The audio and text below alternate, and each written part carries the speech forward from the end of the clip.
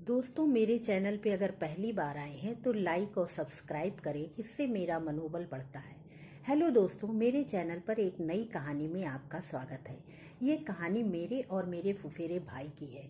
यह उस समय की बात है जब मेरा फुफेरा भाई मेरे घर एक दावत में आया था। मेरा नाम कामिनी है। अक्सर मेरे भाई की नज़र मेरे ऊपर रहती है। मुझे कुछ बुरा नहीं लगता क्योंकि वह मेरा भाई है। मेरा भाई कई बार मेरी गोद से मेरे बेटे को लेता है और मुझे वापस देते समय कई बार उसका हाथ मेरे शरीर से टकरा जाता है और वह मेरे संतरे दबा देता है, तो मुझे अच्छा लगता है। रात के 8 बजे थे। हम भाई बहन मिलकर खाना खा रहे थे और आपस में बातें कर रहे थे कि कौन कहाँ सोएगा। मोहन ने कहा, मैं दीदी के साथ सोऊंगा। यह सुनकर मेरी बहन खुश हो गई और इधर मैं भी खुश थी कि मेरा भाई मेरे साथ सोएगा। रात को जब मैं कमरे में सोने के लिए गई तो बैग से नाइटी निकालने लगी, पर बैग में मुझे नाइटी नहीं दिखी। तो दूसरे कमरे में गई और दीदी से अपनी नाइटी के लिए बोली। दीदी ने मुझे अपनी नाइटी दे दी और नाइटी देकर कमरे में वापस आ गई तो देखा मेरा भाई हाफ पैंट पहने सो रहा था। उसका खुला आकाश साफ दिख रहा था। मैंने दरवाजे को अंदर से बंद कर लिया और अपने भाई की तरफ देखकर नाइटी पहनने की सोचने लगी। तभी वह देखती है कि उसका भाई गहरी नींद में सो रहा है।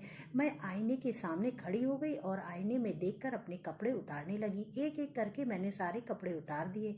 अचानक से मेरी नज़र आईने पर पड़ी तो देखा मेरा भाई मुझे चुपके चोरी छिपे देख रहा था। मैं भी शांत होकर अनजान बनकर अपने काम में लग गई। मैंने जल्दी से नाइटी पहनी और सोने के लिए तैयार होने लगी और सोने के लिए बिस्तर पर आ गई। मेरी नाइटी कुछ ज़्यादा ही छोटी थी। मेरा भाई बिस्तर पर सोने का नाटक कर रहा था।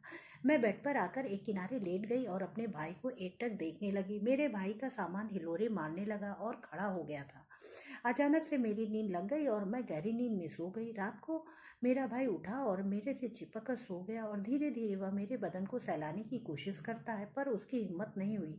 फिर वह सोने का नाटक करने लगा और वह सोने की कोशिश भी कर रहा था। अचानक से मेरी आँख खुल गई तो देखा मेरा भाई मुझे प्यासी नज़रों से देख रहा था। तभी मेरा भाई मुझसे पूछता है, क्या हुआ दीदी, आपको नींद नहीं आ रही है क्या?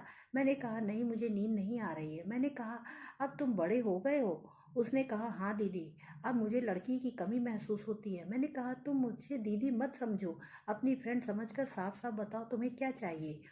उसने कहा, दीदी मुझे भी शादी करनी है। मैंने कहा, बस इतनी सी बात? ठीक है, मैं तेरे जीजा से बोलकर एक अच्छी लड़की तलाश करती हूँ और जल्दी ही तुम्हारी शादी करवाती हूँ, नहीं तो तुम मुझे ही कसकर ठोक दो। इस तरह मैंने दीदी को खूब ठोका और चरम सुख को प्राप्त किया और फिर हम लोग सो गए। दोस्तों, वीडियो अच्छा लगा हो तो लाइक करें, सब्सक्राइब करें, शेयर करें, कमेंट करके ज़रूर बताएं कि स्टोरी के विषय में आपकी क्या राय है। बेल आइकन को ज़रूर दबाएं ताकि अगले वीडियो का नोटिफिकेशन आप तक पहुंच सके। वीडियो देखने के लिए तहे दिल से आपका बहुत बहुत धन्यवाद।